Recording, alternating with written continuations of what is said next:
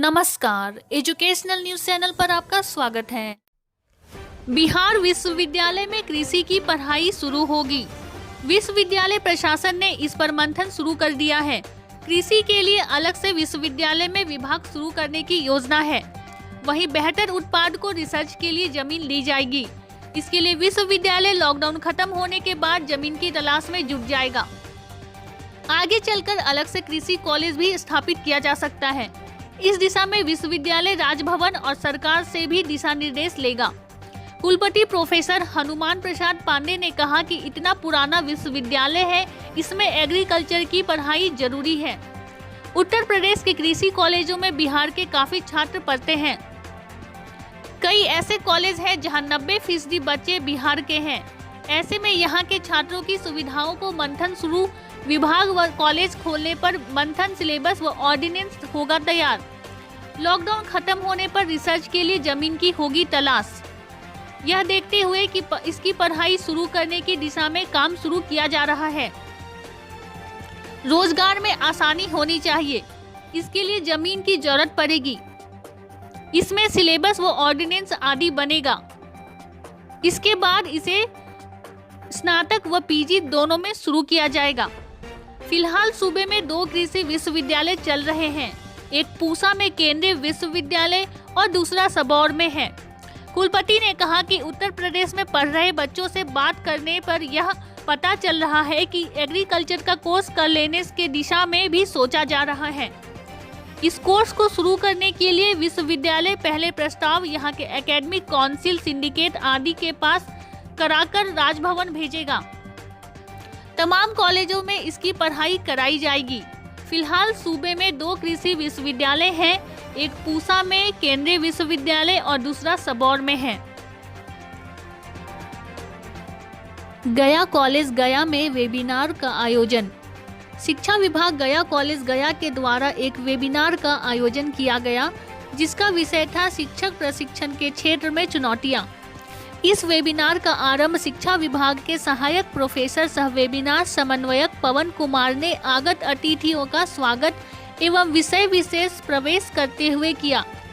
Webinar का शुभारंभ करते हुए मगध विश्वविद्यालय के माननीय कुलपति डॉक्टर राजेंद्र प्रसाद ने शिक्षकों, शिक्षक प्रशिक्षकों एवं विद्यार्थियों को शुभकामनाएं देते हुए उन्होंने कहा कि वर्तमान समय में शिक्षक प्रशिक्षण के क्षेत्र में गुणवत्ता देश के लिए सर्वोपरि है, क्योंकि शिक्षक ही समाज के निर्माता हैं और यदि शिक्षकों के प्रशिक्षण में गुणवत्ता नहीं होगी तो ऐसे में शिक्षक अपने विद्यार्थियों, नन्हे मुन्ने विद्यार्थियों या यूँ कहें कि देश के नौनिहालों को गुणवत्तापूर्ण शिक्षा उपलब्ध कराने में असमर्थ होंगे।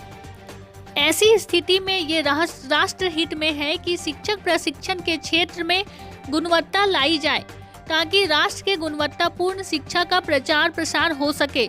साथ ही साथ उन्होंने यह भी कहा कि शिक्षक प्रशिक्षण क्षेत्र स्वयं में चुनौतीपूर्ण से भरा है, क्योंकि समाज में वही शिक्षक बनना चाहते हैं जिसे आत्मसम्मान प्यारा हो और संपूर्ण जीवन सेवा के भाव से कार्य करने के लिए तत्पर रहता हो।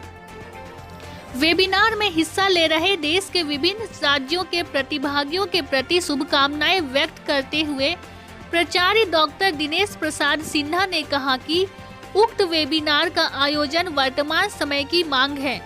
इस आयोजन के लिए शिक्षा विभाग के विभागाध्यक्ष डॉक्टर धनंजय धीरज एवं उनकी पूरी टीम को बधाई के पात्र हैं।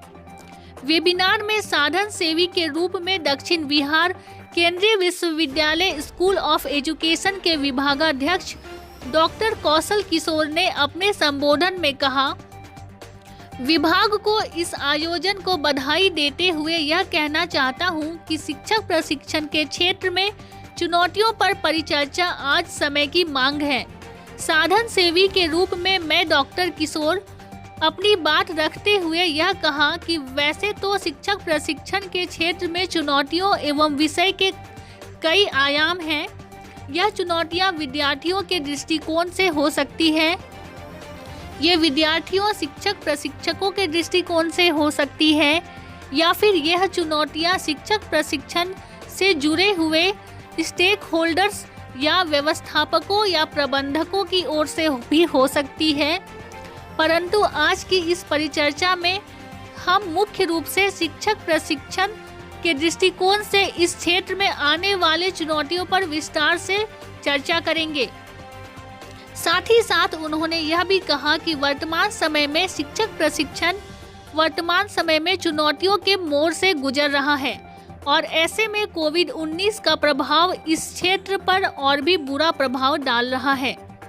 इस परिस्थिति से एक नई प्रकार की आवश्यकता उत्पन्न हुई है कि अभी तक हम शिक्षक प्रशिक्षण में जो शिक्षक तैयार कर रहे थे वह फेस टू फेस टीचिंग के लिए कर रहे थे, लेकिन अब इस ऑनलाइन टीचिंग की भारत में शुरुआत होने के बाद शिक्षक प्रशिक्षण के क्षेत्र में भी एक बड़ा बदलाव लाना होगा और हमें ऑनलाइन टीचर तैयार करने की दिशा में भी काम करना होगा।